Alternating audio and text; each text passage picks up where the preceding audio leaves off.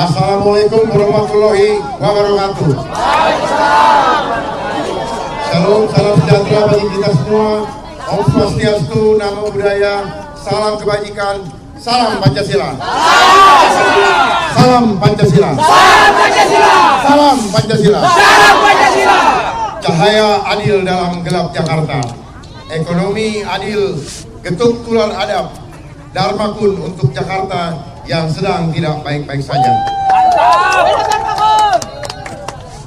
Tema ini menjawab semua keluhan masyarakat, semua keluhan warga Jakarta yang merasa tertindas selama berpuluh-puluh tahun. Oleh sebab itu, pada kesempatan terakhir kita berkampanye, saya mengajak kepada seluruh warga Jakarta untuk kompak bersatu, untuk merebut kedaulatan yang telah dirampok oleh mereka. Kita satukan hati kita hari ini untuk menetapkan pilihan kita pada tanggal 27 agar kita tidak menyesal, karena sesal kemudian tidak berguna.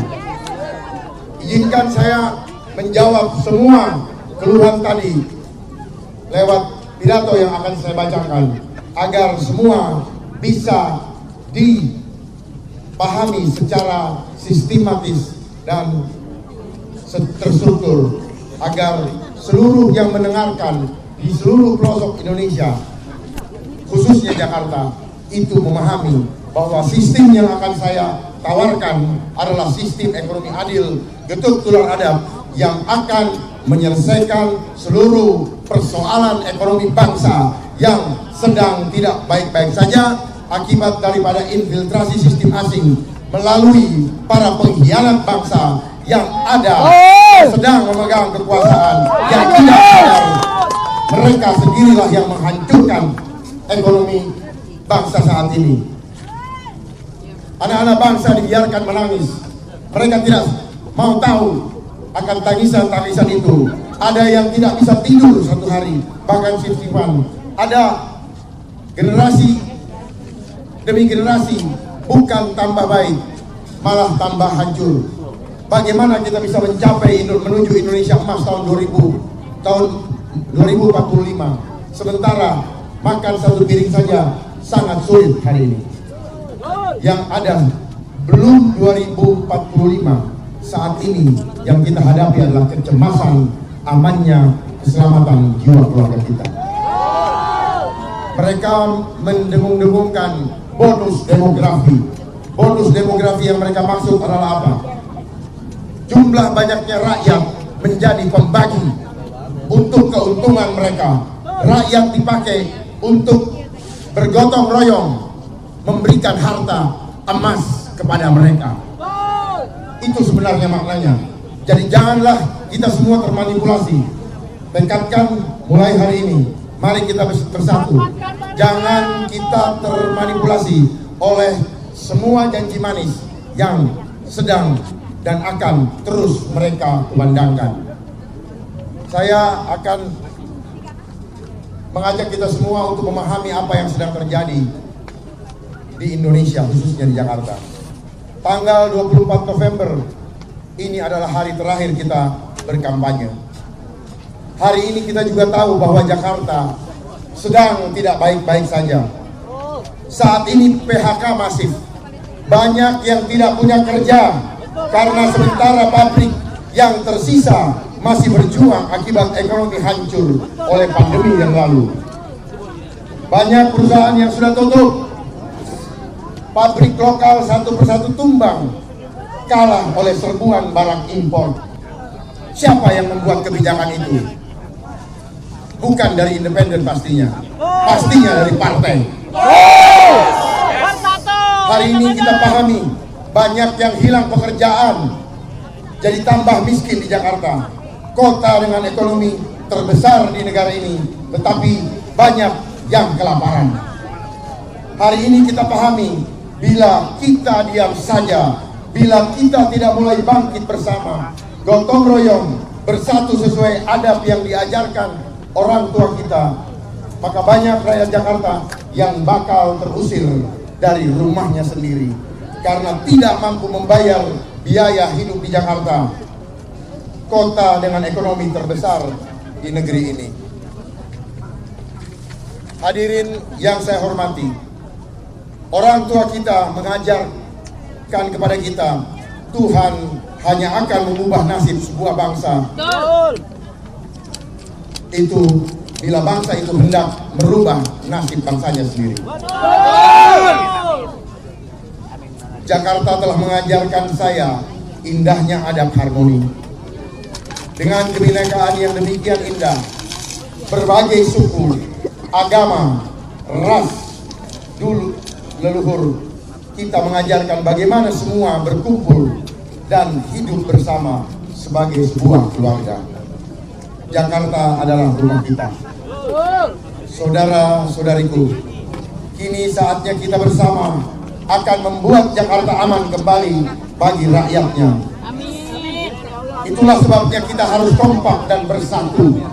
Perjuangan para pahlawan bangsa telah mengajarkan keindahan adab berupa kompak. Bersatu ternyata mampu menghadirkan hadiah terindah bagi keturunannya. Kedaulatan dan kemerdekaan kita semua berbeda dari resesi 1963 dan 1998 yang dipicu oleh persoalan ekonomi. Resesi 19 tahun 2020-2021 disebabkan krisis kesehatan, yaitu pandemi COVID-19. Ketahuilah, Inggris, negara yang sangat kaya, saja saat ini ekonominya menuju negara bangkrut. Karena sejak pandemi COVID-19, ekonominya terus menurun. Rakyatnya jadi miskin, tercekik utang, banyak yang bangkrut. Pertanyaan saya, apakah ada calon gubernur lain yang bertugas saat pandemi COVID-19 dulu seperti yang saya berbicara untuk kepentingan Anda? Tidak. Apakah ada di antara mereka yang membela hak-hak Anda? Tidak. Ingat siapa saja gubernurnya. Ingat. Tidak perlu dipuja-puji sementara mereka menikmati penistaan kepada mereka mendapatkan banyak dari keuntungan program tersebut. Mereka menyuruh Anda tinggal di rumah, menutup bisnis Anda, menutup mulut Anda dengan masker yang hanyalah kertas yang harus dibeli dengan uang yang saudara-saudara kumpulkan. Itu hanyalah kertas. Jangan mengambang kepada berhala. Jangan mengatakan umat beragama tetapi mengandalkan kertas. Hidung kita tempat Allah memasukkan nafasnya. Pikirkan semua, ini sistem dari mana? Yang pasti bukan sistem dari surgawi. Elit global. Dajjal. Ini adalah sistem khilafah Dajjaliyah. Sistem Dajjal. Berdiri harus terpisah, seperti yang diperintahkan kepada kita selama ini. Bisa dibayangkan betapa sedih hati saya menyaksikan betapa satu persatu apa yang saya katakan dan ingatkan dulu, semua menjadi kenyataan. Yes. Kehancuran ekonomi akibat pandemi bahkan sampai sekarang pun masih kita rasakan dampaknya. Begitu banyak perusahaan kita yang tutup, PHK begitu banyak terjadi, rakyat kita tambah banyak yang miskin, tambah banyak yang kelaparan. Karena banyak korupsi. Perusahaan dan industri produsen vaksin dan alat kesehatan asing terkait pandemi berhasil meraup keuntungan fantastis. Termasuk klinik-klinik yang melakukan tes PCR. Mereka meraup triliunan rupiah. Apakah mereka ada di pihak independen saat ini? Mereka yang bergabung bukan dengan kita karena ada kepentingan pribadi dan kelompoknya. mereka tidak berpihak kepada Itu rakyat. kelompok iblis. Belum lagi efek pandemi yang lalu pulih. Sekarang bakal ada potensi pandemi baru. Jangan percaya. Tanda-tandanya sudah terlihat. Dananya sudah turun 24,9 juta US dollar khusus untuk Indonesia. Bayangkan efek kehancuran ekonomi dan akhirnya ancaman terhadap hilangnya kedaulatan bangsa jauh dari COVID. bila hal itu kita biarkan terjadi. Pandemi yang lalu adalah bentuk ancaman nyata kepada bangsa kita yang dapat menghilangkan kedaulatan bangsa kita yang telah dipersembahkan oleh para pejuang kemerdekaan. Pahlawan, Hari Pahlawan maknanya adalah hari di mana kita mendapatkan hadiah kedaulatan bangsa. Karena suatu negara itu berdaulat apabila memiliki kedaulatan. Diperkirakan kita masih berpotensi akan menghadapi resesi super berat pada tahun 2025 sampai 2030. Itu ramalan mereka. Kita harus kompak bersatu, bukan hanya untuk menyelamatkan jiwa keluarga kita dari pandemi berikutnya, tapi oleh ancaman lain, strategi asing yang berpotensi menyebabkan bangkrutnya semua produsen lokal secara masif sampai habis, di mana nanti kita akan melihat antrian panjang untuk mendapatkan makanan gratis. Akal-akalan. Waspada dengan semua agenda gratis dan BLT ataupun bansos. Itu adalah genderang pemberitahuan bahwa akan terjadi kelaparan panjang. Bila itu terjadi, bukan kali-kali, ini pasti terjadi kalau kita tidak kompak. Jangan main-main, jangan dianggap sepele apa yang saya sampaikan. Ini kesempatan saya yang terakhir berbicara di depan media untuk diketahui dan didengarkan oleh para pemimpin bangsa ini. Biar tahu. Bila itu terjadi bahaya, karena akan merempet bukan hanya PHK, rakyat tak punya kerja, lapar, terusir dari kota kelahiran, tapi runtuhnya pilar ekonomi penyokong kedaulatan kita akan menyebabkan hilangnya kedaulatan kita bukan karena perang militer, tetapi hanya karena isu ekonomi. Saya berbicara untuk rakyat Jakarta, sekaligus untuk rakyat Indonesia. Saya adalah seorang rakyat. Dan seperti sekarang, ketika saya berkampanye untuk melindungi rakyat, para politisi besar dan media korporat bersatu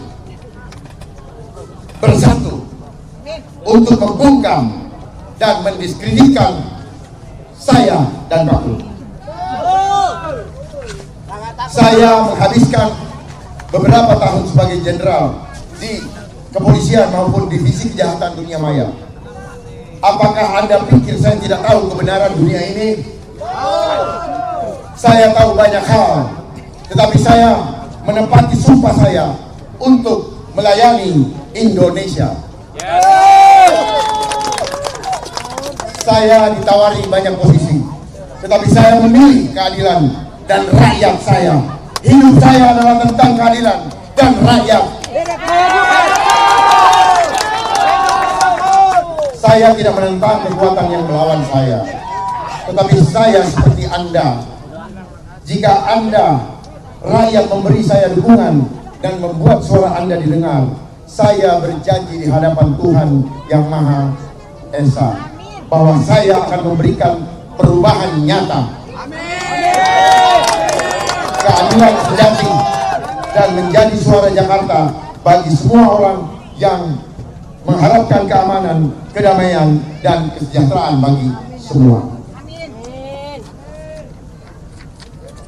Untuk memulai proses ini, saya akan bangun sistem ekonomi adil agar tak ada rakyat Jakarta yang hidup di bawah garis kemiskinan saat kotanya tambah makmur dan gemerlap.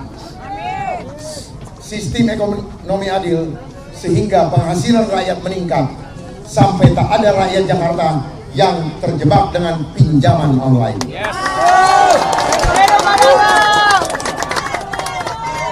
Saya akan bebaskan beban pajak bagi pengemudi taksi online dan motor online. Saya akan berikan BPJS gratis. Saya akan hapus hutang pajak kendaraan tua kategori bukan mewah.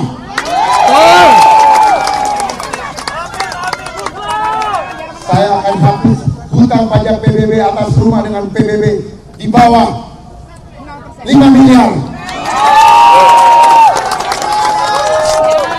Saya akan bantu semua perusahaan besar, kecil maupun UMKM bangkit dari kesulitan setelah pandemi.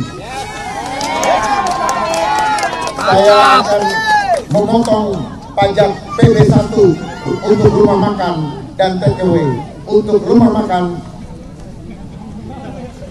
rumah makan saya potong hanya menjadi 1%. Dan untuk takeaway 0. Saya juga akan tingkatkan UMR dengan baik-baik, tetapi setelah perusahaan Jakarta berhasil kita bangkitkan dulu. Karena perusahaan itu adalah pahlawan bagi lapangan pekerjaan kita.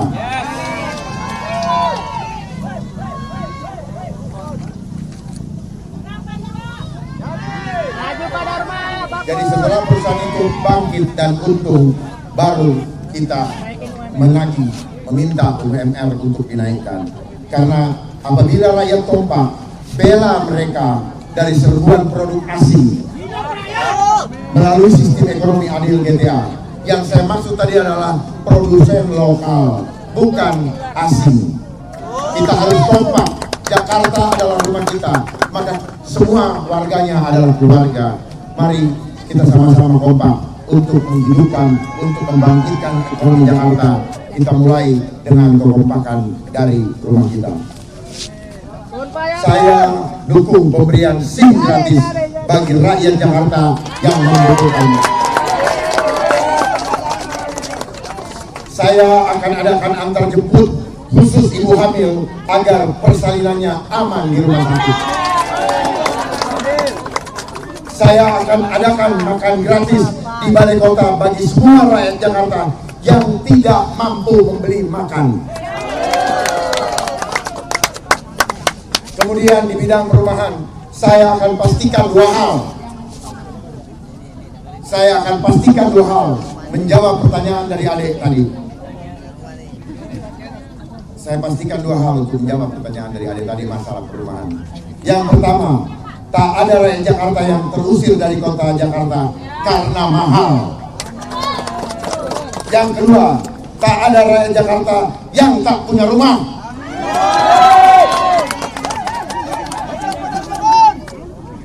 Punya rumah artinya ada tempat berteduh. Saya akan bangun kota Jakarta yang mandiri. Pertama, mandiri pangan, sehingga selalu ada pangan sehat juga dan harganya murah untuk rakyat Jakarta. Mandiri papan, saya pastikan semua rakyat Jakarta punya tempat tinggal. Amin. Mandiri sandang,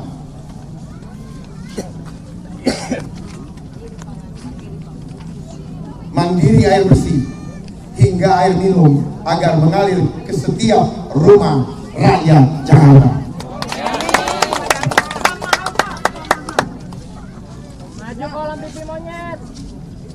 Mandiri energi, kita bisa berdayakan rumput laut, limbah mangrove, dan lampu botol matahari. Lampu botol matahari bisa kita kelola dari sampah plastik. Kita bisa tidak perlu menggunakan listrik dari PLN apabila tidak mampu, cukup dengan lampu botol matahari. Saya akan bangun kota Jakarta yang aman dengan 10 aman. Yang pertama, aman ada, aman banjir, aman abrasi, aman macet, aman ekonomi, aman kejahatan. Sehingga orang tua dan anak-anak kita aman di kota kita sendiri. aman sampah, aman polusi, aman emisi karbon, dan yang terakhir adalah aman dari pandemi. Sehingga tidak bakal ada lagi ketakutan bagi rakyat. Tidak bakal ada lagi aturan yang menghilangkan hak tolak terhadap tindakan yang tidak sesuai dengan agama, keyakinan seseorang, seperti contohnya potensi pidana 500 juta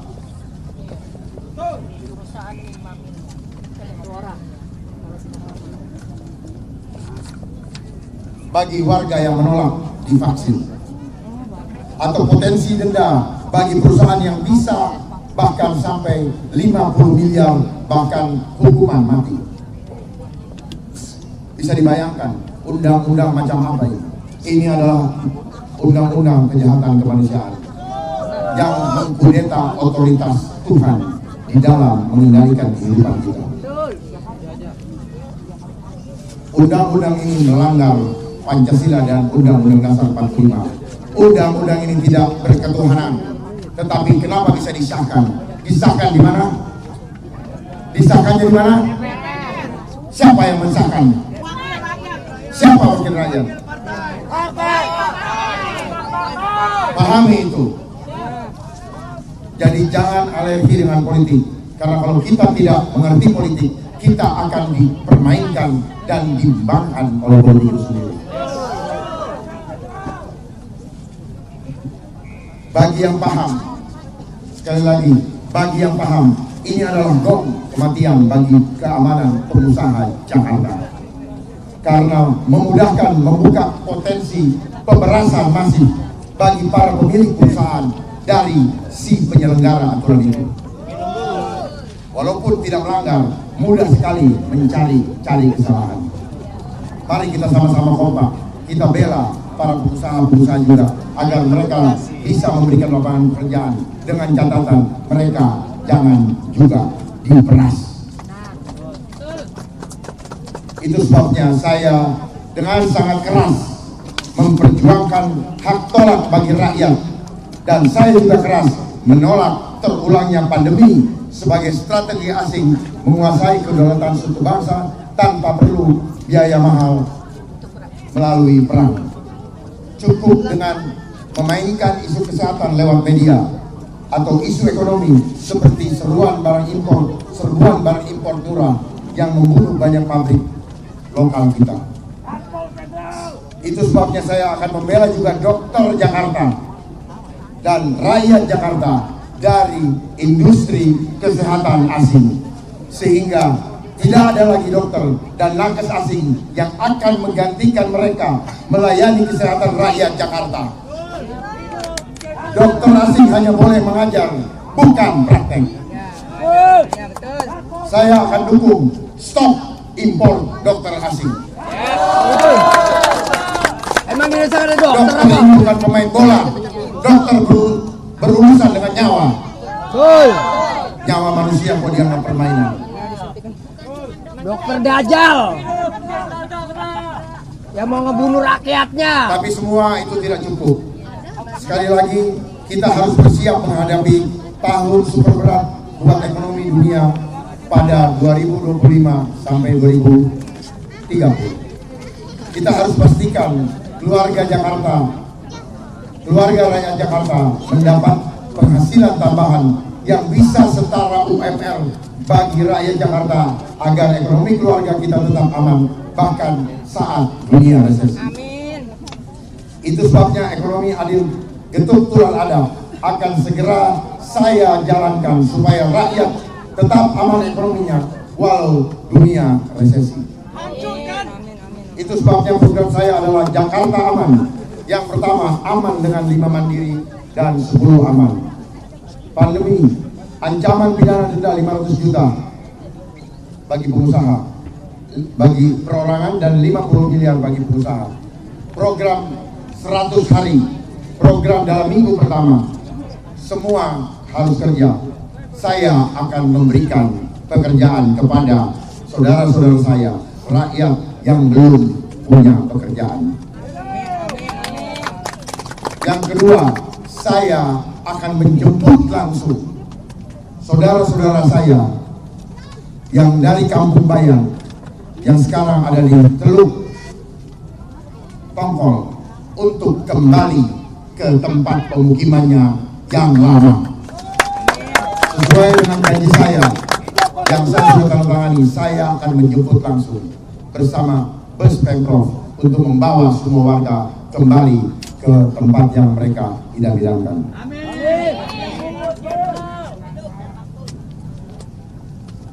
Tentang survei, bagaimana survei yang hanya ratusan sampai beberapa ribu orang saja dianggap mewakili semua warga.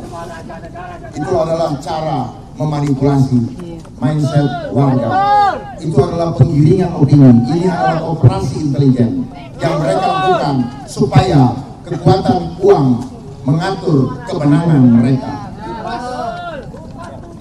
Penduduk Jakarta ada sekitar 8,3 juta yang masuk ke dalam daftar pemilih tetap. Tetapi cukup dengan 800.000 orang mereka mengklaim prosentase daripada pemilih yang pro kepada mereka atau bagian daripada kita. Ini ya.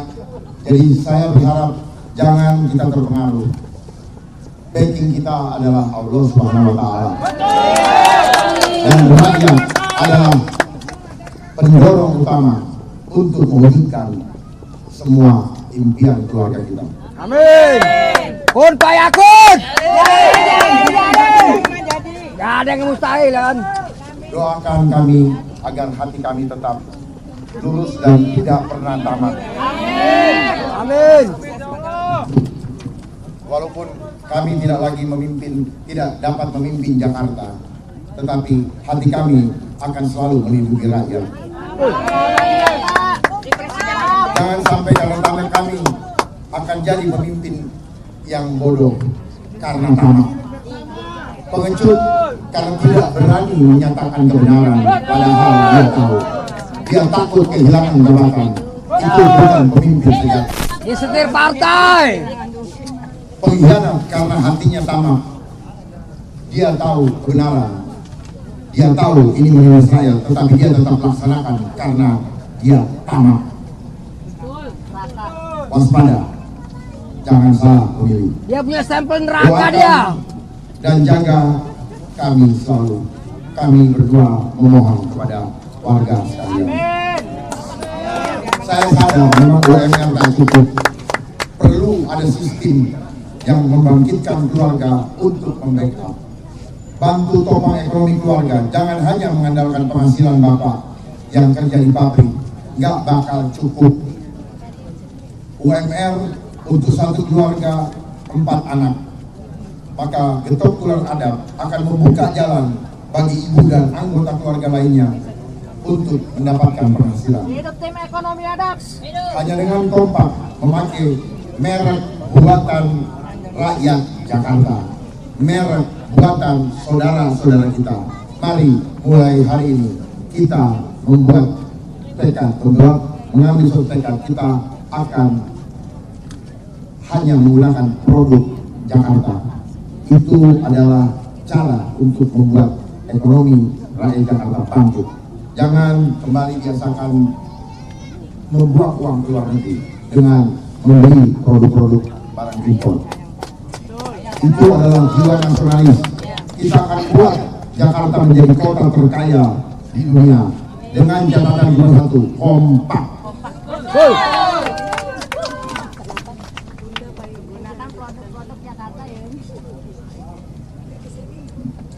GTA buka jalan bagi ibu dan keluarga lainnya untuk mempunyai penghasilan. Hanya dengan kompak kembali lagi memakai merek buatan Jakarta. Kalau bagus, rekomendasikan ke yang lain. Sehingga pabrik Jakarta aman dari serbuan perang harga produk impor asing yang membuat produsen lokal menjadi bangkrut.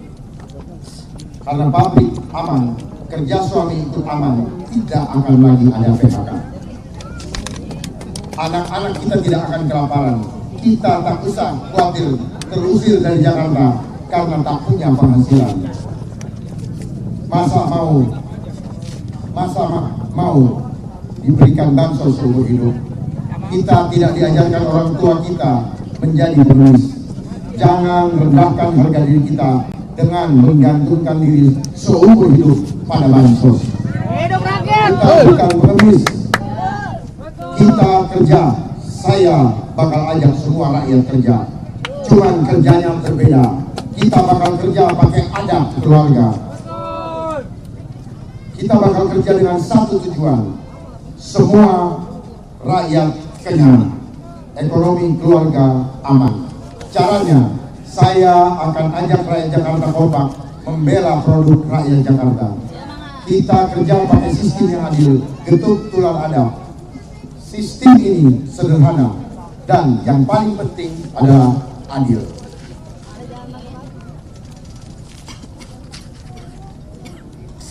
Kerja seperti bela keluarga sendiri. Jadi kita bekerja seperti bela keluarga sendiri. Kita harus kompak, jangan beli dari pabrik asli. Kalau saudara kita yang punya, kenapa tidak beli yang punya saudara kita? Jangan beli sabun, beras, baju, salon dan lain-lain dari asli. Kalau keluarga kita, yaitu rakyat Jakarta bisa bikin, kenapa kita harus beli yang lain? Mari kita kawal pengusaha sebagai keluarga kita. Dan pengusaha Jakarta kita, saya pastikan pasti berhasil. Dan mereka akan mengucapkan terima kasih kepada rakyat karena sudah dibela. Nanti kebetulan ada akan urus supaya adil. Ada terima kasihnya pabrik.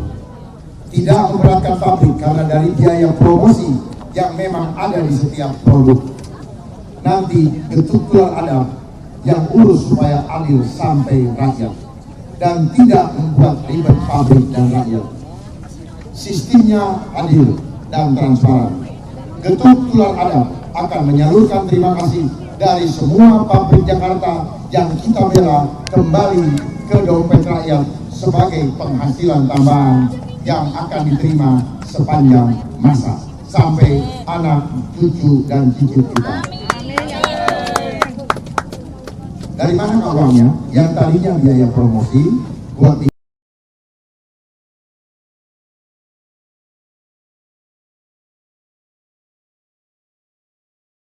tidak usah, sudah laku, jadi langsung disalurkan ke rakyat dan seterusnya. Bayangkan kalau semua produk kita beralih ke produk rakyat Jakarta, mulai sembako, hasilnya bisa melebihi UMR. Hanya di rumah, cuman pakai handphone dan merekomendasi, sisanya sistem yang urus supaya adil. Ini namanya menggunakan adab keluarga ajaran orang tua kita, yaitu kompak buat selamatkan keluarga rakyat Jakarta. Sistemnya sudah siap. Saya bangun sistem ini sejak tahun 2003. Sejak 21 tahun yang lalu, saya akan kawal agar selama 5 tahun ke depan rakyat Jakarta bakal bisa mandiri. Ekonomi Jakarta akan kita bentuk sebagai pusaran ekonomi nasional dengan rakyat Jakarta sebagai pusatnya. Itu sebabnya dengan getuk tular adab tak ada rakyat yang masih susah saat kota Jakarta makin makmur dan gemerlap nanti. Nantinya tak ada produk yang tak bisa rakyat kerjakan. Kalau ada yang belum bisa, saya akan kirim tim ekonomi adab yang akan mengajarkan kepada setiap keluarga sampai bisa membuatnya dengan kualitas yang bagus. Saya kawal agar tiap rumah mampu punya usaha sehingga tiap rumah bisa makmur dengan usahanya. Amin. Sehingga tiap rumah bisa makmur dengan usahanya. Urusan paling susah dibuat awal, buat usaha seperti cari pasar, modal, negosiasi sama konsumen luar negeri, bahkan menagih. Tim kami saja yang akan kerjakan nantinya. Saya ulangi, ini urusan yang paling susah di awal membuka usaha, seperti mencari pasar, mendapatkan modal, negosiasi sama konsumen luar negeri, bahkan menagih. Tim kita yang akan membantunya. Rakyat cuma perlu pelihara adab saat berkarya agar kualitas barangnya bagus dan betul jadi manfaat buat pemakai. Produk rakyat Jakarta akan menyebar ke seluruh dunia. Rakyat Jakarta akan makmur bersama. Kita semua mampu karena kita semua adalah hadiah terindah orang tua kita. Kita mampu asal mau kerja dengan kompak sebagai keluarga sesuai adab ajaran orang tua kita. Mari mulai hari ini kita bisa bilang pada dunia, ini Jakarta, rumah kita yang selalu utuh pagarnya. Hati kami seluas langit. Silahkan datang, tapi jangan rusak adab kami. Harmoni adalah adab kami. Jangan buat rakyat kami melemah karena dipecah belah sebagai keluarga. Sampai kapanpun kami akan selalu bersatu, karena itulah adab keluarga yang diajarkan orang tua kami. Saya akan memastikan bahwa kita bersama di Jakarta akan memiliki masa depan seindah harapan para orang tua kita. Kita akan memiliki keamanan, kita akan memiliki kemakmuran dan kebebasan lagi. Kita akan memiliki pendidikan yang hebat. Kita akan cukup pangan, sandang, papan, dan tidak perlu khawatir terusir dari kota karena mahalnya kehidupan. Kita akan mampu membayar hutang. Kita akan mengurangi berbagai macam pajak. Kita bisa melakukan hal-hal yang tidak bisa dilakukan oleh orang lain untuk mengamankan ekonomi keluarga kita. Asing tidak bisa apa-apa, karena kita punya semuanya yang dibutuhkan untuk amannya Jakarta. Semua yang diajarkan orang tua kita dan para pahlawan bangsa, yaitu adab sebagai keluarga untuk kompak bersatu membela rumah kita Jakarta. Kompak, tak ada yang mengkhianati keluarga, agar jangan sampai anak cucu kita terusir dari rumahnya sendiri. Saya membaca beberapa hari lalu pernyataan dari Menteri Keuangan kita yang mengatakan apabila ada rakyat yang tidak bisa bayar pajak, pergi dari Indonesia. Silakan nilai sendiri pernyataan tersebut. Juga saya membaca pernyataan di liputan 6 dari Menteri Kesehatan yang melanjutkan dari periode sebelumnya, yang mengatakan selamat menikmati 5 tahun lagi bersama saya. Mengerti itu adalah kode keras. Mengapa saya mengatakan bahwa tanda-tandanya sudah sangat jelas bagi orang-orang yang cerdas dan tidak mudah bodoh-bodoh. Lihatlah sekeliling Jakarta, poster Pak Ridwan Kamil, Suswono, Pak Pramono, dan Rano Karno ada di mana-mana. Ngabisin duit rakyat. Siapa yang membayar itu semua? Sejumlah kecil memang disediakan oleh KPU, tetapi hanya sejumlah kecil. Sisanya dari mana?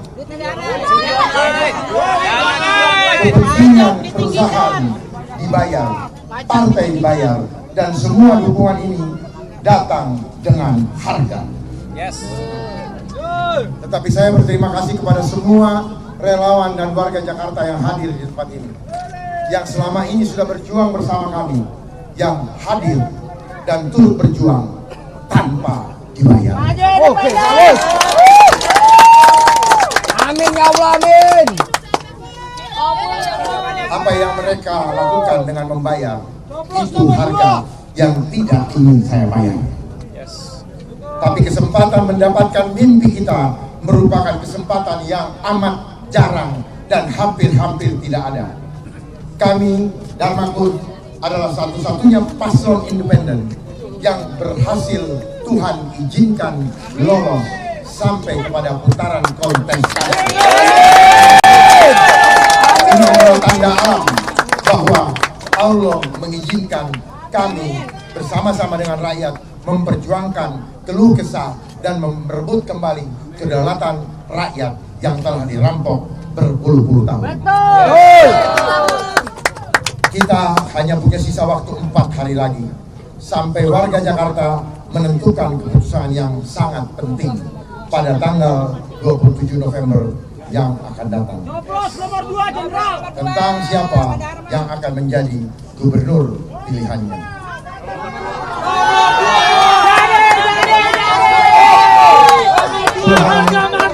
Tuhan sudah mengantar kita sampai saat ini. Perjalanan panjang yang hampir mustahil bagi hadirnya calon gubernur independen. Jadi gubernur lewat partai itu sudah biasa.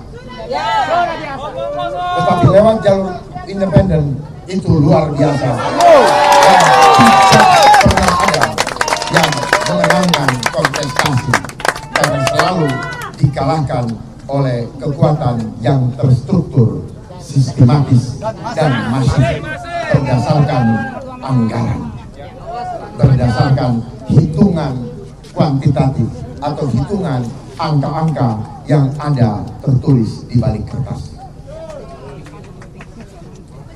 Kenapa independen ini sangat berharga? Karena kita calon yang bebas, tanpa ikatan hutang budi apapun pada partai manapun, pada siapapun selain kepada rakyat, terutama kepada Tuhan yang Maha Kuasa. Tuhan mendengar jeritan kita saat ini. Di siang hari ini kita berpanas-panasan bukan untuk gaya-gayaan, tetapi kita akan menunjukkan bahwa kita siap dalam keadaan susah untuk bertarung, untuk memperjuangkan kepentingan perebutan kedaulatan rakyat yang telah dirampok. Sekali lagi, kami bukanlah petugas partai, kami petugas rakyat. Sekali lagi, saya dengan Pak Kun adalah petugas rakyat. Inilah kesempatan terakhir bagi seluruh rakyat Jakarta yang hanya terjadi sekali seumur hidup untuk membuat perubahan nyata. Jangan sia-siakan kesempatan yang baik yang Tuhan telah berikan kepada kita. Percaya pada kami, tidak akan pernah ada lagi calon independen ke depan. Akan hilang, dan harapan rakyat untuk memperbaiki nasib keluarganya, nasib lingkungannya, nasib kotanya dari kemiskinan, kelaparan, dan pengangguran akan sirna terhitung mulai menentukan keputusan pada tanggal 27 nanti. Salah mengambil keputusan, sesal kemudian tak berguna. Yang terakhir sekali lagi, jangan sia-siakan suara kita untuk masa depan keluarga, anak-anak, cucu, dan cicit kita. Mohon doakan kami berdua, kawal kami, agar hati kami tidak ada ketamatan. Sekali lagi, terima kasih atas dukungannya selama ini. Terima kasih, berjuta-juta terima kasih kami sampaikan dari kami berdua kepada seluruh rakyat Jakarta. Kalau saya terkadang harus meneteskan air mata, bukan karena saya tidak sanggup melihat, merasakan penderitaan itu. Bukan main-main. Ini apa yang disampaikan oleh warga, bukan sinetron. Saya melihat langsung. Kalau sekarang mereka tampil lagi dan mengatakan selama ini mereka tidak tahu, itu omong kosong. Kalau tidak, berarti memang tidak pernah bekerja dengan benar. Soal track record, belum bisa dinyatakan tidak baik sebelum ditangkap KPK. Pertanyaannya, apakah KPK sungguh-sungguh netral, berpihak kepada rakyat? Saya tahu itu. Saya tahu itu. Saya 3 kali seleksi KPK. Tetapi karena mereka membaca karakter saya yang tidak akan bisa dikendalikan, makanya saya tidak pernah bisa lolos. Bukan soal kita tidak mampu, bukan soal jujur atau tidak, bukan soal jumlah rekening atau tidak, bukan. Persoalannya bisa diatur atau tidak. Itu saja yang saya sampaikan bersama wakil saya Pak Kun Wardana Bioto. Saya ucapkan terima kasih kepada seluruh warga. Saya mengucapkan terima kasih kepada seluruh keluarga saya, orang tua saya, saudara-saudara saya, tim pemenang, tim kampanye, seluruh dewan pakar, seluruh juru bicara yang telah berkiprah dan berperan di dalam pemenangan perjuangan ini. Saya dan Pak Kun mengucapkan berjuta-juta terima kasih. Ini adalah kesempatan terakhir kita bertemu di publik, dan saya berbicara dengan terbuka dan lantang. Dengan mengambil segala risiko, saya pertaruhkan tubuh dan jiwa raga saya. Bukan sedang saya ucapkan, tetapi ini sungguh-sungguh adalah pertarungan terakhir kita. Ini adalah kesempatan terakhir. Saya pertama kali muncul, tetapi setelah ini saya tidak akan ada lagi. Karena saya hanya mampu berjuang di arena independen. Saya tidak mampu ikut di kepartaian karena saya tidak mau negara ini dikendalikan oleh regulasi asing melalui kepartaian yang menyelenggarakan dan membuat undang-undang dan kebijakan-kebijakan yang tidak pro kepada rakyat. Mari kita kembalikan bangsa kita Indonesia kepada Undang-Undang Dasar 1945 yang asli, agar cita-cita leluhur kita di dalam proklamasi, pembukaan proklamasi Undang-Undang Dasar 45 di alinea kedua, yaitu merdeka, bersatu, berdaulat, adil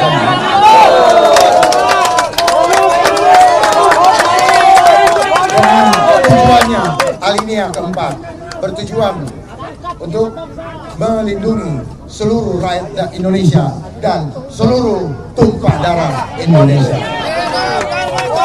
Yang kedua, memajukan kesejahteraan umum. Yang ketiga, mencerdaskan kehidupan bangsa, bukan hanya intelektual, tapi terutama spiritual, yaitu adab. Kelima, yang keempat, turut serta dalam perdamaian dunia, bukan membiarkan dunia turut serta menjajah atau mempermainkan negara kita. Itulah cita-cita kita. Kita kembalikan cita-cita leluhur kita. Itu adalah anak yang berbakti kepada orang tuanya. Tidak ada kita sekarang kalau tidak ada orang tua kita. Tidak ada Indonesia sekarang kalau tidak ada pejuang kemerdekaan. Mari hari ini kita tekadkan, tanggal 27 kita rebut kembali untuk kemerdekaan yang kedua kali dan kemerdekaan yang sesungguhnya. Terima kasih. Wabillahi taufiq wal hidayah. Assalamualaikum.